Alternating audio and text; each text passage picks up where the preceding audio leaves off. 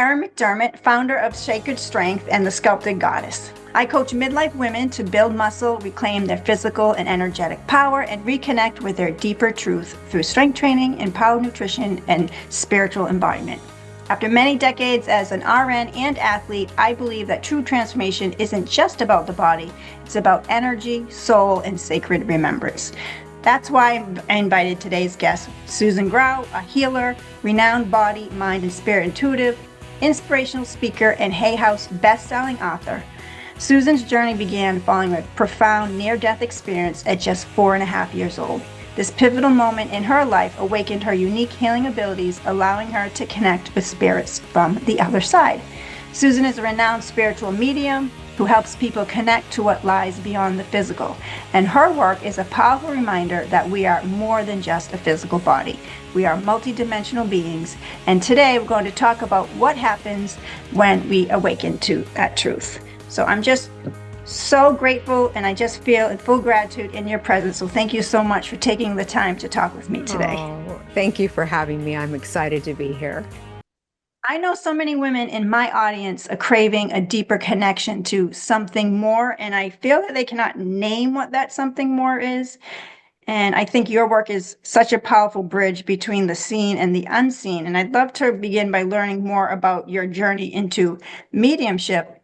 Can you share how you first discovered your gifts and what was that awakening like for you? Well, I think I've always had them, quite honestly. I remember being probably the only thing I remember about being 3 was seeing spirits when animals would die. I would see them moving, floating basically. And to me, that was absolutely normal. There was nothing about it. It just was. I didn't think anything, except for, of course, I was sad that, this little kitten or whatever it was wasn't with us. But other than that, it was in my normal. At 4.5 years old, I was locked in an unplugged freezer in a garage, and I had a very profound experience. And I think when I came back from that was when I immediately was indoctrinated into mediumship. And in fact, I think on the other side I was, because I recall talking to my mom and seeing her move. And my mom obviously was on this planet, and I was, touring with my little entourage on the afterlife. And I remember speaking to her and, looking down and saying, Mommy, I'm in the freezer. And I think that was my first real indoctrination into mediumship and understanding that we can speak to spirits and they can speak to us. But when I came back from that, horrific event, and obviously also life-changing in many beautiful ways, um, I could see spirits. And I could see human spirits, which was different than animal spirits. And because they hadn't died in front of me, I hadn't, they just were there, and they were everywhere. They were looking in my window, under the bed, in the corner of the room, down the hallway. I mean, they were everywhere. And during the day, I would play with them. My family called it the creepy room. It was just the living room because I was in there talking to spirits and playing in there. And it did feel a little creepy, I think, because nobody, when you don't know what you're feeling, it can feel very creepy and scary. And, what we fear, we feed. So, it's really important to recognize that they're not here to scare us.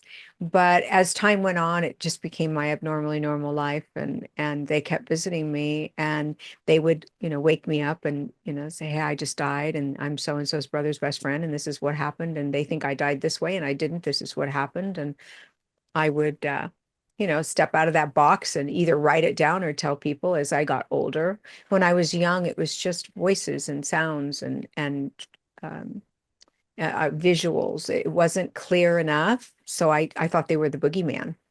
And I would say, go away, cover my head, like every other child. But after I got used to it, it just became an easy flow for me. Um, I didn't talk about it. And the reason I didn't talk about it were 2 reasons. One is my mom said, don't talk about it because she was locked up for it. My mother and my brother and my sister had this gift in some form, and she was afraid of it. And the other reason that I didn't talk about it was pretty simple. I didn't know that there was something to talk about. It was my normal. Because I was so young when it happened, I didn't recognize that, oh, this is different. So I'd say to someone, grandma wants to play. And they say, that's what me and my grandma died. And I go, I know, she says she wants to play. I didn't understand that it was not normal for everyone.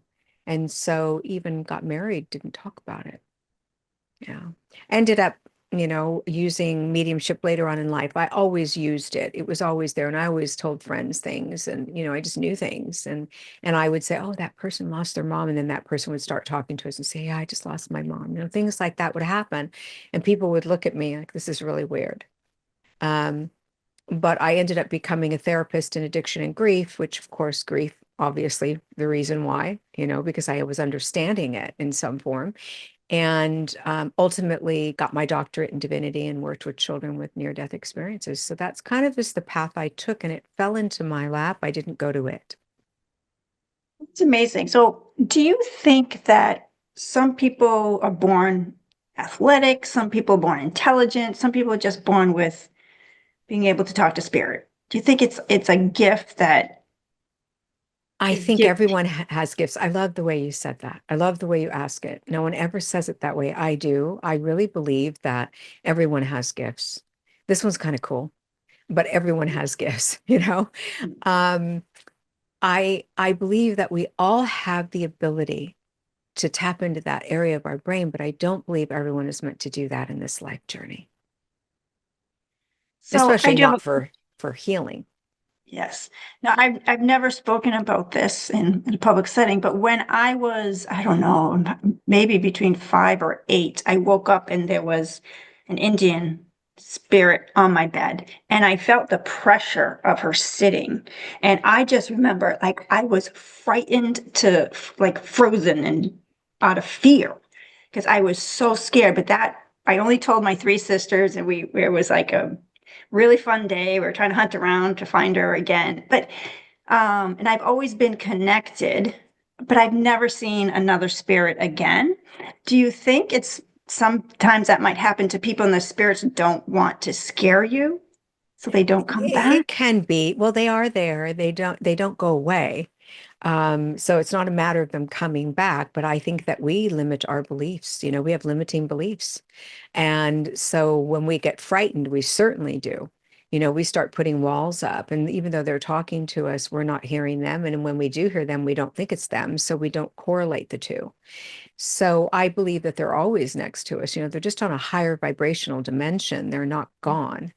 And, as far as being frozen, that makes total sense to me because they do create paralysis in children. Being a child, and working with children, I see it all the time, and adults actually, because they don't want us to be afraid, but they also know that if we get too afraid, we're going to jump out of bed, we're going to run, we're going to cover our heads, we're not going to pay attention. So what they do is they kind of freeze you into almost a fear state, even though it's not meant for that. And you can't really move. It's like you're frozen. You don't even blink and it's just right there in front of you. And it Oh, is to yes. help you learn to work with them.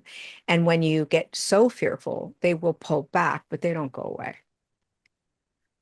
Wow, that is exactly what happened. So that's so amazing. So fear is a lower vibration. So do you think when we're in fear, that really blocks us from being a creative and being connected to what we're truly meant to be? Well, And yes. how would we release the fear?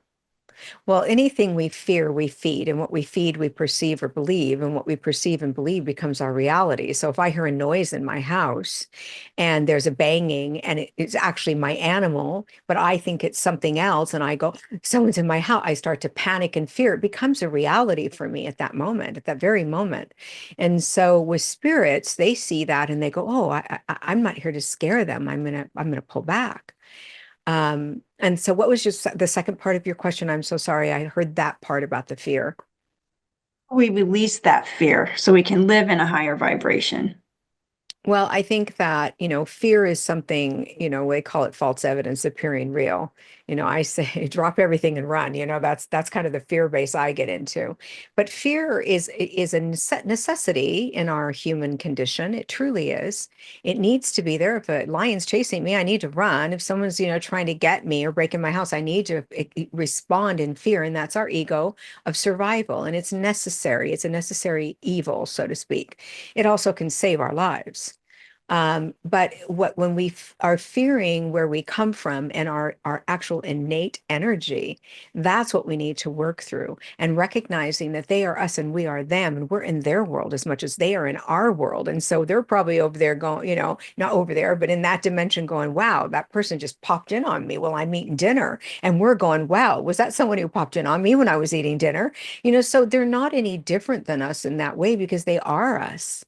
They're Right. just us on a different kind of soul level. And so I think releasing the fear of they're here to harm us. Um, if they were wanted to harm you, you would be harmed.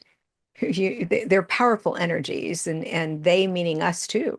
If we want to harm someone, we're going to harm them. We're all powerful energies, but that's not their purpose. Their purpose is to love us and to support us. So you're fearing something that actually is a support system. That's amazing. Now, how did you stand in your truth? Mm. Because it is hard to stand in your truth. And that's what I see with most women. It's hard to stand in your truth. It's hard to stand in your power. It's really hard to say, this is who I am, and I don't care what anyone else says. Like, how did you actually come to terms with that? I don't know if I fully ever have. I mean, there's times where people ask me what I do for a living, and I'll say I'm a therapist because I can feel the energy of them and I Yeah. know how they're going to respond. Right. Most times I just speak it all, what I do. And some people look at me and go, oh, okay, like Yeah. that Yeah. case. And some people go, wow, tell me more. I love that. If they're questioning, they're learning. And that's the goal, is to learn and grow in this. Um, for me, I hit it. Even I got married, I didn't tell my husband. I didn't want anyone to know, but part of that had to do with the fact that I didn't understand that it was different. I truly didn't. Even as a young woman, when I started to understand it, I would say things to people in therapeutic, settings like, the reason that you have this traumatic, response mechanism, because we didn't call it PTSD at the time, the traumatic response mechanism is because, you tried to revive your grandmother when she died and you couldn't. And it created this traumatic response mechanism when somebody looks like they're going to pass out, et cetera. And they'd say to me, I didn't tell you that. And I would step back, and I would physically, move back and say, oh, I'm sure you did. And they'd say, no, I know I didn't. And I said, maybe I'm thinking of someone else. And they'd say, no, no, that happened, but I didn't tell you yet. I never went back that far, and I'd be panicking. So I couldn't tell the difference between the spirit world talking to me and them. What happened as time went on is people started to come to me so much for mediumship, and even outside of grief, because it is a grief journey, mediumship. And but even outside of that, and I would do my job. And so I decided when Facebook came out is when I actually came out of the closet, the Riviera closet. I just didn't know what to do. So I wrote, I'm a medium. I talk to dead people. Da da da da da. I went through this whole thing. And if you don't want to be my family and you don't want to be my friend, that's okay. And I was just like a child. It was like a child, opening up. And I pressed the button and I started sobbing. And it wasn't from fear. It was from relief. And Yes. people said to me, "Did you not think we knew you did that?" Oh, interesting. Very few people were surprised, and they probably thought I was in that case. But I came, my family and the background of my family was Catholicism. And so some of my cousins and stuff, they would look at me like, who is this person? What is she doing? But, they never said anything to me. So I'm guessing. Um, and I just let it be what it was. I didn't hold on to the need to have it be any different than what it was at that point. Nice. I'd like to share a personal story because I have some questions and I believe my personal story will help others. It's just a few minutes. So, at my core, I'm an intuitive. I've always felt energy since a child, felt truth, felt people. But just over 18 months ago, when my mom passed away, like something inside me shifted. So, it kind of cracked me wide open. And what followed was a deep, sacred healing journey. And it stripped away everything that wasn't real, and it brought me back to what truly matters. It brought me back to me. And through that grief, I remembered that when we stand in our truth without hiding and without shrinking, we begin to do the work we were put here to do. So just a few weeks after my mom died, I just dropped my son off at gymnastics, and I've done this countless times. And like most days, I started driving toward my gym to meet my husband for a workout. But as I turned onto the main road, something began to happen, like in my body and in my mind, and it kind of started small, like an uneasy feeling, a little bit of flutterness in my belly, like physical restlessness. And then it felt like panic came over me, and it wasn't like fear, but it was like waves of crashing energy throughout my body. It felt uncontrollable and quite unfamiliar. I've never felt like this before, ever. So I approached the four-way intersection, and straight ahead was to my gym, and to the right was to go home. But something really deep inside me said, not go to the gym today. So I turned right, and as soon as I walked into my house, I only got to the kitchen, and I literally just dropped to the kitchen floor. So it was like a weight had been just planted on my whole body, from slammed just right on the kitchen floor on my knees. And it just kind of took over me. And I just started to cry, but it wasn't just crying. It was weeping like a baby, like a child. And I couldn't catch my breath. And I felt like I was hyperventilating. And my legs gave out. And then these thoughts came like, should I call somebody? Is this a nervous breakdown? Like, should I call the police? I didn't know really what was going on, but really, what could they do? And what could anyone do? Because there was actually no one to call, because there was really no one that could help in that situation. But then something else entered into my mind that was very unexpected, and it was unexpected shame. Because all of a sudden, out of nowhere, I felt embarrassed, alone on my kitchen floor in my home, but nobody even watching me. So that was very strange. No one judging, and yet I felt foolish. I felt weak. I felt too much, kind of like an annoyance. Eventually, those feelings left, and I just got up, wiped my tears, and carried on with my day.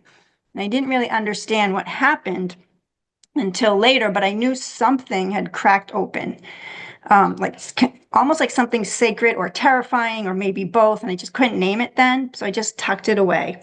But I let it live in the background, and I couldn't really name it until one day it hit me like a lightning bolt that it actually wasn't a panic attack. I felt that it was a transmission.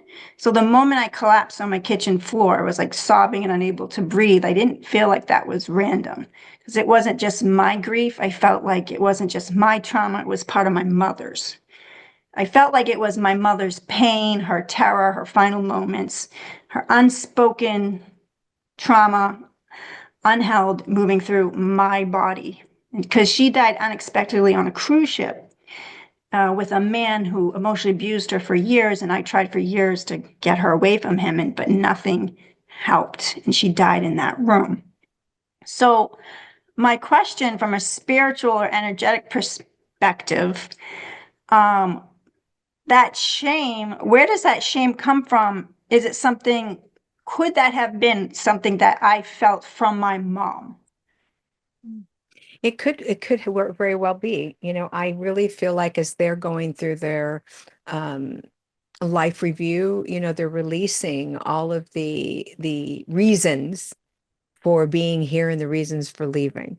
What didn't they do right? What did they do right? What did they learn? What did they not learn? What did they feel? What did they not feel? And they're releasing those energies in their life reviews. And so I feel that that's probably what you were experiencing, was almost a shared life review. And that would crack you wide open. And I've had the experience. I worked hospice for a long time, so I've had these experiences. So I understand, feeling that shared life review. And we don't know when they're going to have that, or what that looks like. I don't even know, exactly when each individual spirit's going to have their life review. But it sounds to me like that's what she was dealing with, and she was releasing, and you, as her daughter, being connected to her, probably picked up that energy and shared that experience for those moments, which is very intensive. Intensive. Like, how do you see shame showing up in like an energy field or body, especially for women? Oh, I think it shows up in a numerous amount of ways. It shows up in weight, it shows up in a lack of self-esteem, it shows up in a lot of patterns in our journey, a lot of them, who we choose, who we don't choose, and what we stay in, what we accept, what we don't accept. Shame has an acronym, should have already mastered everything. That's the acronym for shame. And we are impossibly, it's impossible for us to master everything. And once we realize that, we can actually remove shame from our experience, because it doesn't really fit for our experience. But what it is a lack of self-esteem and a lack of self-knowledge. And we think we should have mastered the relationship or mastered how we felt about ourselves, or, and there is no should. We are going through our experience to learn. We're here to learn and grow. So for me, shame is an unnecessary evil, because I know I haven't mastered everything, and that I am going to do things that I wish I wouldn't do and say things I wish I wouldn't say, and I'm going to learn by those things. So I've removed the shame and entered into a higher vibrational energy, which is I am having a human experience. I'm not just a soul having a human experience. I'm a human having a soul experience. And in that human part of me, I'm going to do things and say things that I need to rectify. The only way to release that shame is to face our demon, right? So say I do something, as an example. Say I have a conversation about someone with someone else and that person finds out and they call me on it. I have two choices. I can deny and blame and point fingers, or I can say, you're absolutely right. That was wrong of me. What can I do to make this right?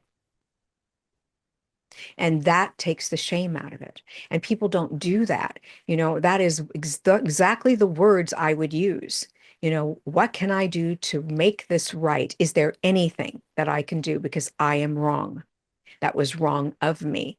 And instead of saying, shame on me, I acknowledge the wrong behavior and it releases the shame. Yeah. What what do the souls want us to like? What do they want from us in this life? What is the purpose of us going through all this trauma? Well, I truly believe that we go through both. We go through all the gamut of emotions. And that's what makes us want to come. We go through the most intensive love in the world and the most painful experience, so they're all valuable. And I really believe that pain and joy are equal in value. And in fact, the pain has taught me more than the joy. And we are here for soul expansion. And when I'm in pain, I want out, and I want out now. And I'm going to do anything I can to get out of that pain. And what I have learned over my journey is to live in the pain. Let it work me, not me working it, because it is in charge at that point. And I've surrendered to that. And it has taught me more because I'm not fighting it. Everything we battle, when we're in a battle, we're not living in the reality of what we need to experience. That's a really important point. So what I think is the saddest thing is when children leave the earth and leave the parents in such profound sadness. Because I know two people just on social media that one son, he was probably 12 and he just went to hockey practice. Somebody drove him, got in a car accident, and the mom never saw him again. And then some little boy had like another little boy, I think he was 10, just had heart issues, but was doing amazing. Went to have a procedure and he didn't come home. And you know what? It's just so sad. What is something that we can say to these grieving parents? What is something we shouldn't say? How can we help them? First when it immediately happens, or maybe a year down the road, like how can we help these people? Like I want to reach out to them, I just don't know what to say. Most of us don't know what to say, and it's one of the problems of why people move away. It's their worst nightmare to think of losing a child, so they want to back away. They think it's going to rub off on them in some way, or the reality is too much for them to handle. Um, for me, I move into it, and I don't have to say anything. I just need to show up. That's all I need to do, so I will say there are no words, but I am here, and I leave it there. I don't go further. I don't have to have the conversation. The reason that we get nervous and don't know what to do is because we're uncomfortable with the painful feelings they're having. We're feeling uncomfortable with it. We don't know how to get out of it because we're taking it on. Most of us are holding other people's energy, and all we need to do is hold the space. Oh, yes, that's so big. Yeah. I find that is especially for midlife women, when I coach them to get strong and lean and lose weight, they hold other people's energies, and that's why they can't stay consistent and move through that. So, for instance, I had a client and she's doing okay, and she had some really great goals, but her animal got ill, one of her favorite animals, and so she pulled back. And my point of view is that like my mom died, my husband has a chronic cancer for 8 years, but I come first. And that took me a long time to get to this place where my health and my energy comes first because you literally can't provide from an empty cup. So how can we help women through spirituality or connecting to their soul or maybe connecting to spirits, help them not carry the energy of other people's energy? And how do they put themselves first and not feel selfish and guilty? Because we do carry the mother guilt. Well, I think that it's almost impossible not to feel guilty or selfish when we put ourselves first when someone else is in need. Yeah. And, that's just something we have to reconcile, right? I know that if I put myself first and someone's in need and I'm not in need at the moment, in that moment, I'm not in need, I'm going to have to reconcile that with myself and say, what is the moment? What is the now? Am I in need right now? Now, the goal is to recognize if we are. So when I know you mean long term and over a period of time, and I understand that, but there is the moment also. Um, for me, making sure that I say it differently. It's not that I come first, it's that I am as important as. And that changes my view of it. So if Mhm. someone is going through pain and suffering, I know my health and well-being is as important as their pain and suffering. So it Yeah. takes away that either or. And the either or is what throws us. And women want to help. They're healers. They're natural born healers. Most women, not all women, most women. And so we want to help everyone heal. And we will put ourselves aside and let ourselves be beaten down. So when we recognize that we are as important as, or our need is as important as this situation, this person, place, thing, or situation, we are able to do both to the best of our ability. So I can care for me and care for you. Because when I'm caring for me, I'm caring for you because I have more to offer. So I don't make it an either or situation. I don't say me first. The minute I go to me first, I am already guilty. I'm already feeling guilty. And I think that's inherent in women because we are born to, to give birth, raise children, give, and, we are created with that beautiful synergy. And so I don't go there. I have a question about control because especially just learning with my husband's cancer in the beginning when he was diagnosed, I wanted to control everything. I'm like, oh no, because I'm a nurse, I'm going to control your appointments, your meds, who you talk to, and it wasn't until I started working with a medium and she said, Erin, you have zero control over when your husband dies, when he, how he lives or how he dies. So stop trying to control him and his situation, right? So I think that a lot of women, especially midlife women, kind of get stuck in the process of trying to control outcomes, and that's where they can't move forward because then they get upset and angry when they're not doing it their way. And I think especially women try to control their husbands. So I how think I think I think women try to control their husbands because most of them feel very upset that their husbands are ill and they could lose them and they're not doing what they need to do to stay well. And that is very frightening and it feels very overwhelming. If someone can take some actions to get well and they're not doing that, you're going to get scared because you love this person, you want them to heal. So it's a natural response. The bottom line is we don't have control, and that is the truth. If I could heal them, they'd be healed. Trust me. If I could make them do something, they would do it, and they don't. So I am very aware that I don't have control over people, places, things, and situations. And I remove myself from trying. What I can do is control my responses. And that's Yes. the only control I have. And we are reactionary beings. Everyone is, male and female, but especially females. We react very quickly. We're emotional beings. We feel things on a very deep level, emotional level. And it's beautiful. We are not sensitive or oversensitive. We are sensitives. We feel.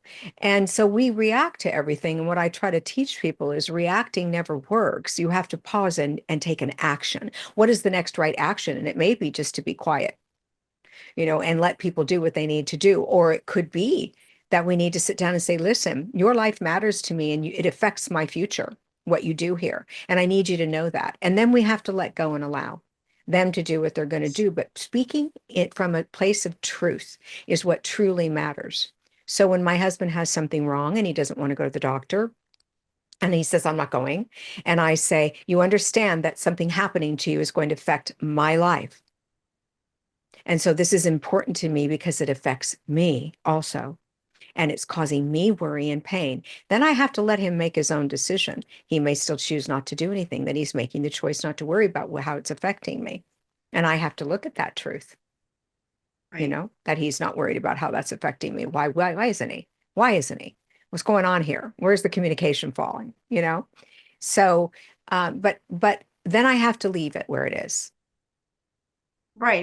It's the act or the feeling of surrendering to the process of we're on this journey together, but in reality, I have no control over when anybody is going to die. I have no control over what their body's going to do or the decisions they're going to make. I can help influence them, right?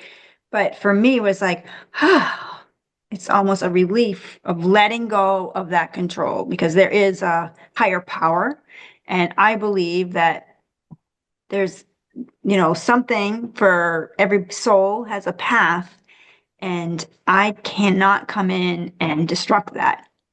Do you know what I mean? Yeah, I Yeah, think they can get off the beam, but that's not our responsibility to shift. I yeah, picture a light beam, a beam. We're on the beam when we're moving forward in our soul journey, right? And we fall off all the time. We all do. And no one's going to put me back on that beam. That's my job. And I have to decide if I actually want to go back on it.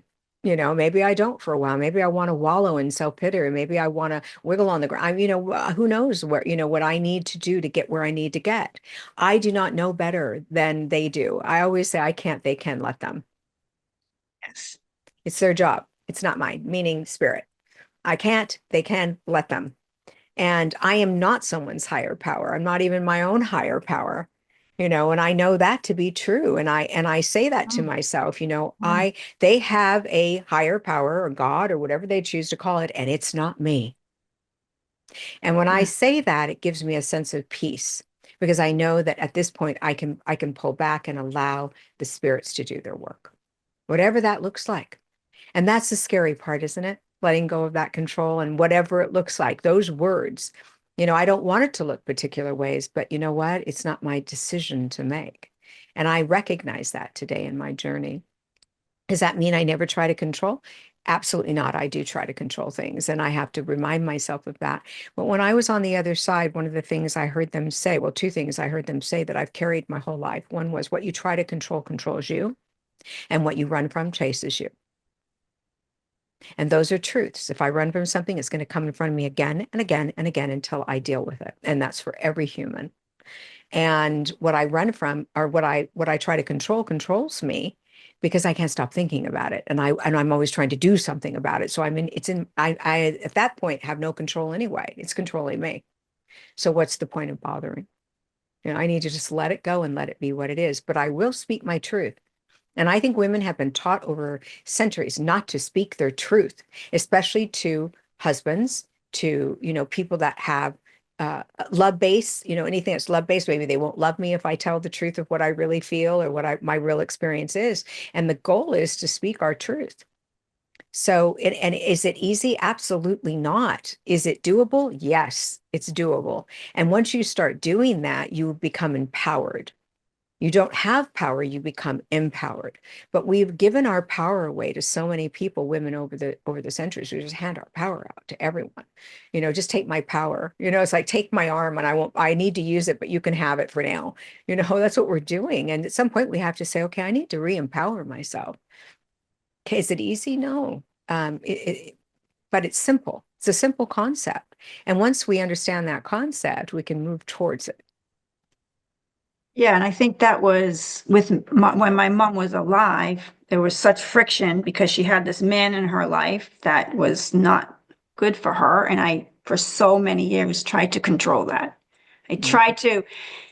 tried to empower her. I tried to use my voice. I tried to use kindness, anger, letting go, surrender, I finally had to start grieving my own mom while she was alive. And that surrender allowed me to take my power back, right? Because I knew that, okay, my mom's a grown woman. She made her own decisions. And unfortunately, her decisions did lead to her death, but I have nothing to do with that. I could not have saved her, Mhm. right? But that was empowering for me as well to know. So that's what I want to bring to especially midlife women, because it is a burden that was never mine to carry. My mother's grief, her pain, her childhood, but I was the daughter that took that on and used my voice to try to get her out of the situation. Well, I, And it did, I think we confuse love with control. yeah, Because we love someone doesn't mean that we carry their decisions. And I think that we believe, and as I said earlier, if I could control it, it would be controlled. If I could fix them, they'd be fixed because I'm a great fixer. I want to run around and fix everyone. But I can't fix others, and I recognize that. So I have to fix myself. And keeping my eyes on myself and allowing others to take their path is really painful when we love. Because a form of love is saying, I want you to do it the right way, what I think is right for you, so that you can be okay. And when you see, I mean, let's be real about this. When you see someone being abused and you love that person, you're going to want to change that and you're going to try. But when you start getting sick from it and you start, not being able to care for your own self and you're hyper focused on it and all these things, you're now getting unhealthy from it. We get as crazy, if not crazier, than they do trying to control them.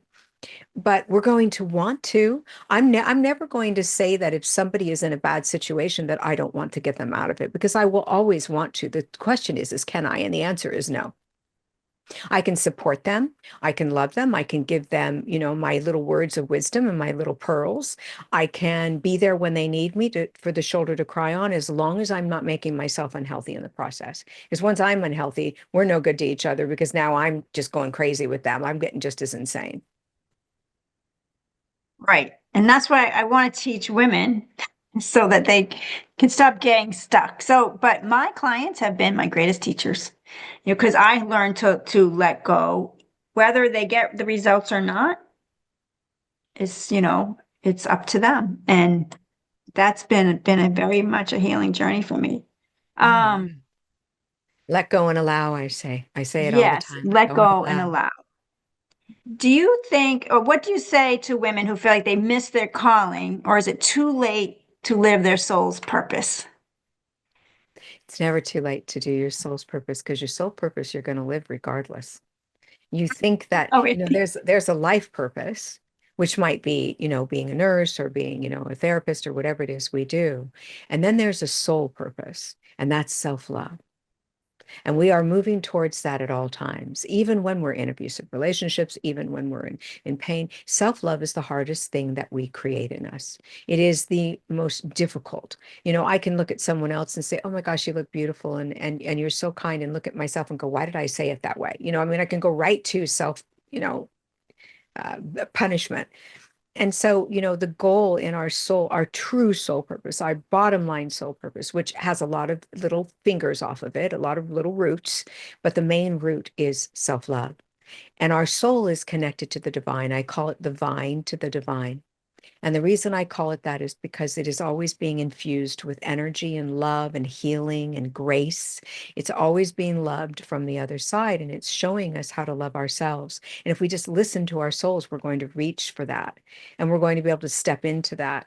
I don't know if I'll fully achieve that completely until I'm gone. I don't know if I will, but and probably even then I will come back here again to try to recreate that, understanding of how important my soul is and to have full self-love. I think we will always find something to because we're having a human experience. And that's part of what we learn in this human experience is that we're not enough. So the goal is to recognize we are worthy, we are lovable, we are capable, and we are enough. And that takes a lifetime.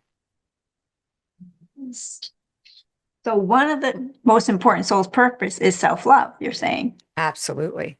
Absolutely. And what does that look like for you that looks different for me? We have to remember that too. See, I want to believe that I know what is best for someone to get to self-love and what they actually need. And in truth, I don't. They know what they need. The question is are they going to do it? And if they choose not to, I need to allow them that because that's part of the process of them gaining that self-love is to learn, oops, don't like this feeling.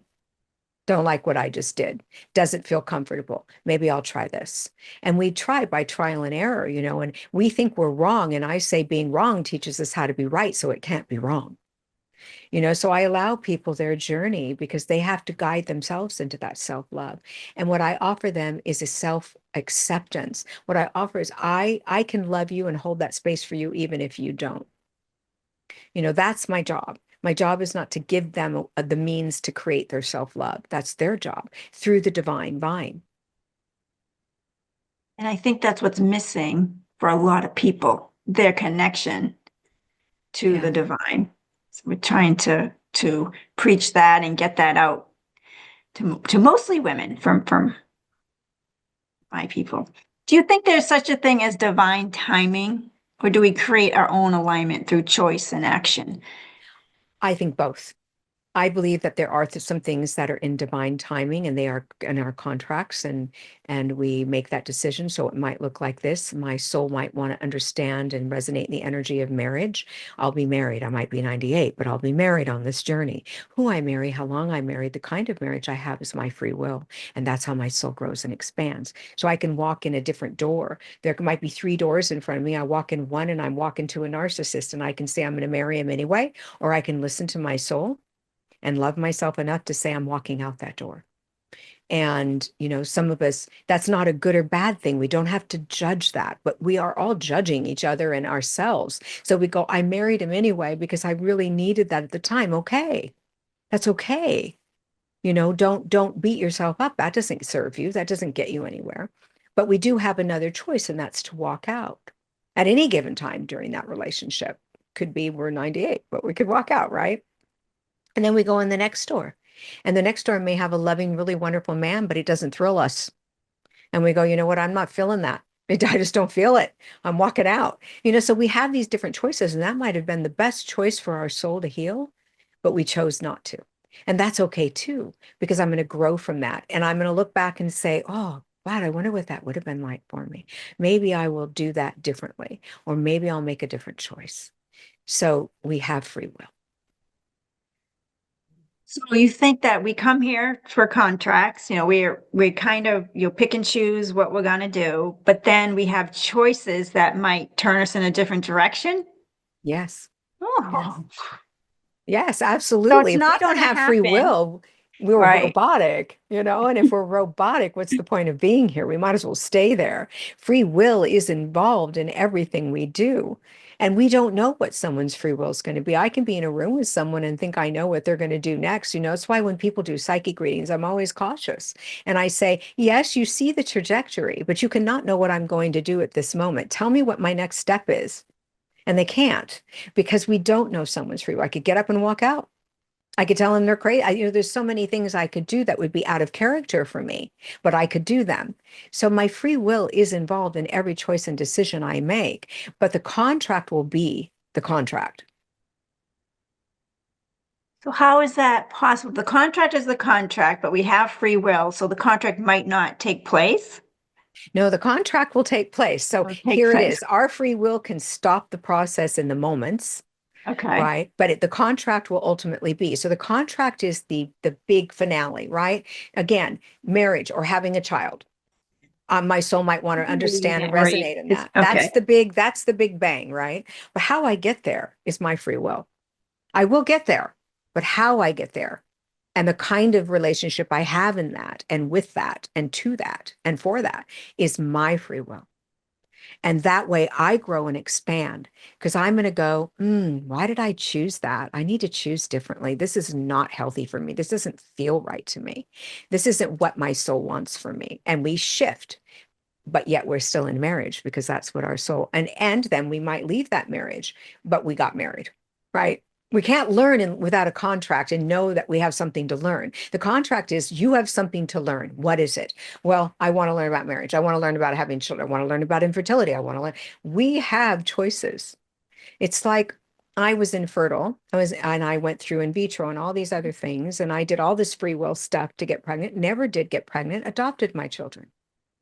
So and I am a mother because I had a contract to be a mother. How I got there is my free will. I would have done it either way. It would have happened. If it didn't happen with my free will leading me into adoption, which it led me down all these different roads, it would have led me through maybe marrying someone that had a child. It will Mm. happen.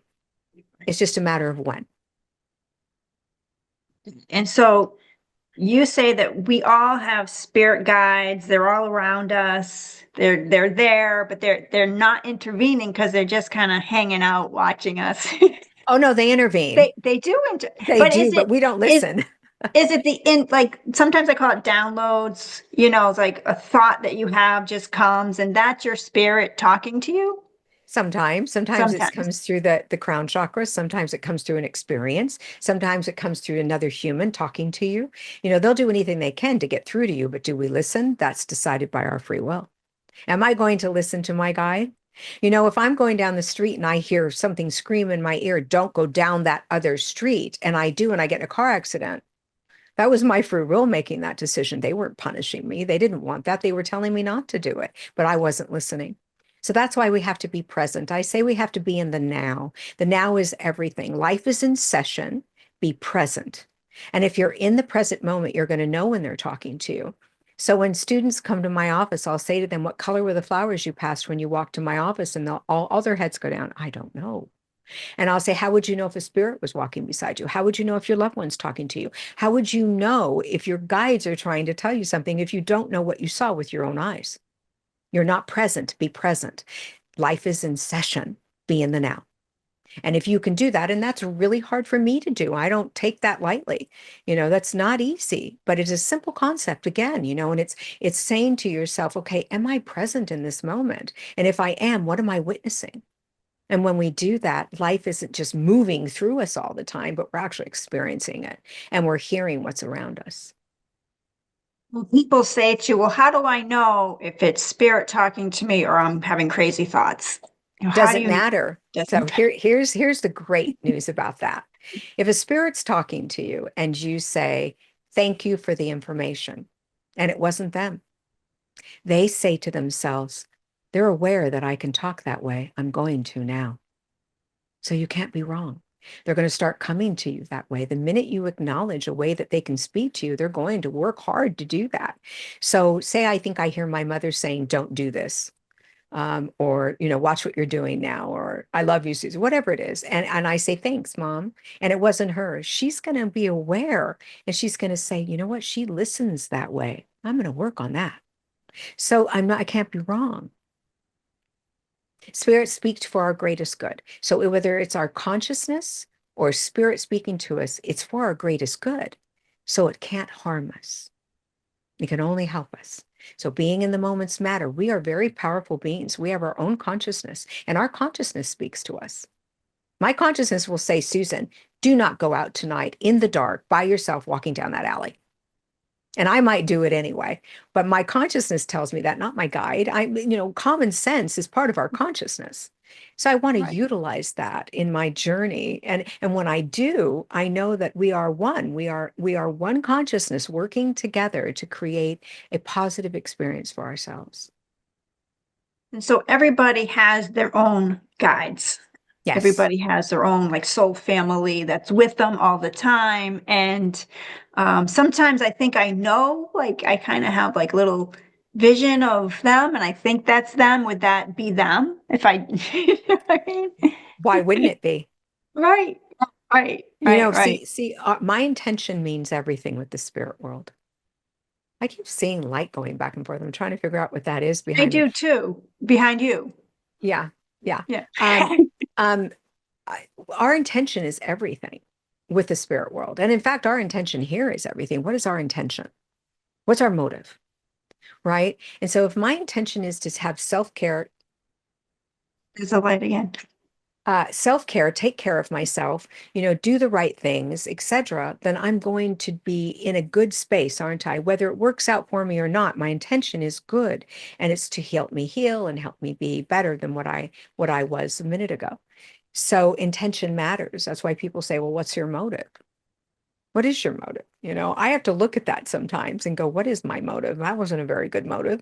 My motive was, well, and I think, oh God, I need to go back and correct that. I need to clean up my side of the street because my motive was not good. And then there's times where I go, I had a really good motive and my intention was for healing. And I can forgive myself and not be in shame and not do, put myself through a bunch of nonsense in my head because I know that my motive was good. And even though it didn't work to where I thought it should, it worked exactly as it needed to. It landed where it needed to land. When somebody dies and somebody wants to connect with their loved one, they don't have to go to a medium, right? Can they connect with them through their thoughts? Can they speak out loud? How can they connect to somebody that has passed?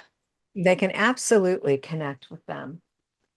Um, I don't know if that's a person or what's going on back there right now, I but do. it might be a person. Um, they absolutely can c- Talk to connect. their guides, yeah. Yeah, connect to the thoughts. They absolutely can. But they're people that just pass. Like say someone just passed and they want to talk to their loved one. Is it a prayer? Is it just a thought? Like how can they connect to them? Well, for me, I have the three mechanisms I use: awareness, acceptance, and action. I become aware that something's changed in the room. My hair stands on end.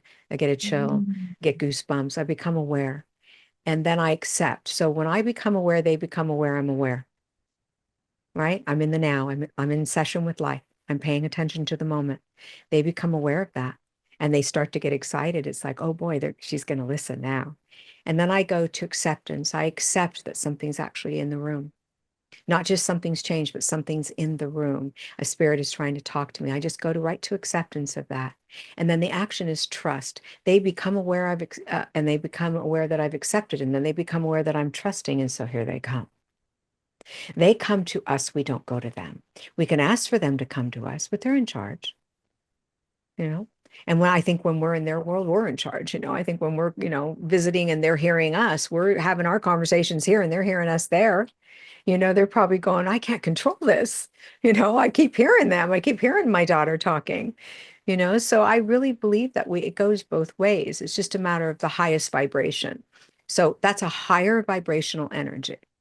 And love is the highest vibration in existence. So that's why self-love is so important on this journey, because we want to vibrate as the highest vibration we possibly can. And that means self-love has to exist. So that's a good message for people who have just lost their loved one and they want to connect. Love them. Love them, give love. Know that, people always are so upset when their loved one goes to someone else and gives a message like a dream. And I tell them they're going to reach you one way or the other. They love you. They're going to your loved one because you're in a low vibrational energy at this moment. You're in grief, and grief is a very low vibration. It's like hate, it's very low in vibration. And grief pulls you under so they can't get to you. So they're going to go through someone else. So, and let that be okay. Or they're going to come in your dreams when you're not thinking. Our brains create grief for us and we're thinking, and then our souls react to that grief. So we want to allow that space basically for them to come in. And so I tell them, turn on music, dance. Who wants to do that when they're grieving? No one. Laughter, that we don't want to do those things. And so we just let it be what it is. They'll find a way, and just let them. They will find a way to reach you, even if it's through someone else. If you're meant to hear the message, trust me when I tell you, you will hear it. Oh, beautiful. Well, that's a perfect way to end. Suzanne, where can people find you? I'm Susan Grau official Susan. on all social media. It's Grau. I always have to say that because people spell it with a W. I am at susangrau.com to read about me or to learn about my journey. I have a book out called Infinite Life, Infinite Lessons, and it's wisdom from the spirit world on living, dying, and the in-between. It's an excellent book for people who want to learn about fear, basis of intuition, connection to the spirit world, what it's like there, where their loved ones are. It's a very powerful book. Spirit wrote it, not me. I don't take credit for it. I'm proud of being willing, but they did the writing of it. It's an amazing book. And I have Infinite Soul Sanctuary, which is a subscriber site to, it's all things spirit. And I go on once a month and I teach. Oh, that's beautiful. Well, I appreciate you living and being and doing what you do and standing in your truth and helping people through the most difficult times of their lives. And I am in the middle of listening to your book on Audible, about halfway through, and it's truly amazing. It just is so helpful. So thank you so much. I really appreciate your time today. Thank you. I appreciate yours. Thank you for having me.